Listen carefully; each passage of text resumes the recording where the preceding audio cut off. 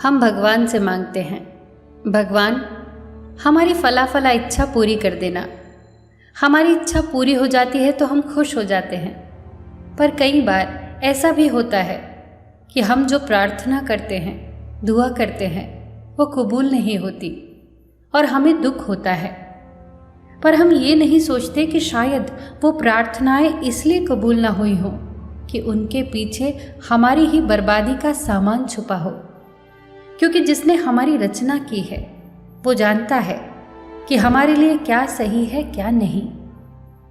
एक बहुत पुरानी कहानी है जिसमें बहुत बड़ी सीख छिपी है। एक आदमी कई देशों की यात्रा करके अपने दोस्त के घर लौटा। रात उन्हीं के यहाँ ठहरा। उसने अपने दोस्त को बताया कि यात्रा के दौरान एक अनोखी चीज उसके हाथ लगी है, एक ताबीज। ये एक ऐसा चमत्कारी ताबीज है कि किसी की भी 3 इच्छाएं पूरी कर सकता है। उसने आगे कहा, मैंने सोचा था कि ये तुम्हें दूंगा, पर अब मैं डरता हूं कि दूं या ना दूं। मेरी भी 3 इच्छाएं इस ताबीज ने पूरी की हैं, मगर परिणाम बहुत भयंकर थे। और जिन जिन को भी मैंने ये ताबीज दिया उनकी इच्छाएं तो पूरी हुई, पर बहुत खतरनाक तरीके से। ये सब बातें दोस्त की पत्नी सुन रही थी। तुरंत उसने अपने पति से ताबीज मांगने को कहा। पति के मन में भी 3 इच्छाएं पूरी करवाने का लालच तो था, पर साथ ही साथ डर भी था। पर पत्नी तो अड़ गई और बोली, उन्होंने जरूर गलत तरीके से मांगा होगा, इसीलिए सबको पीड़ा हुई। हम बिल्कुल ठीक तरीके से मांगेंगे। आखिरकार उन दोनों के हाथ में था वो ताबीज।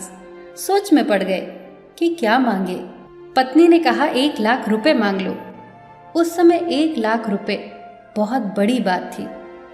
आखिरकार दोनों ने मिलकर मांग ही लिए 1 लाख रुपए। ताबीज अचानक झटककर हाथ से गिर गया, मतलब मांग पूरी हो गई। कुछ देर बाद ही दरवाजे पर दस्तक हुई। राजा के सैनिक दरवाजे पर थे।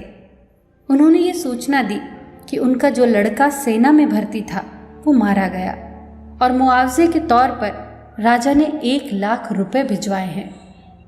दोनों सिर पीट कर रोने लगे, पर अब कुछ नहीं हो सकता था।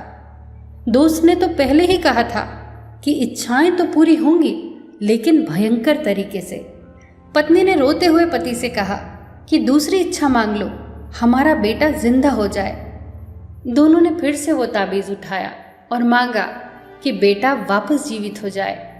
ताबीज फिर से झटक कर जमीन पर गिर गया, मतलब इच्छा पूरी हो गई। कुछ देर बाद दरवाजे पर फिर से दस्तक हुई।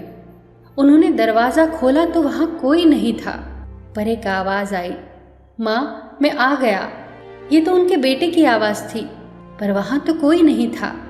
बस एक साया महसूस हो रहा था जिसकी आवाज हूबहू उनके लड़के के जैसी थी। वो कोई और नहीं, उनके लड़के का प्रेत था। क्योंकि उसके शरीर का दाह संस्कार किया जा चुका था, इसीलिए वो अपना शरीर धारण नहीं कर सका और प्रेत योनि में चला गया। ये तो और भी भयंकर परिस्थिति थी। चाहे कितना भी प्रिय हो कोई, उनकी मुक्ति सब चाहते हैं, कोई नहीं चाहता कि कोई प्रेत योनि में भटके। अब दोनों को कुछ समझ नहीं आया कि क्या मांगे अब ताबीज से।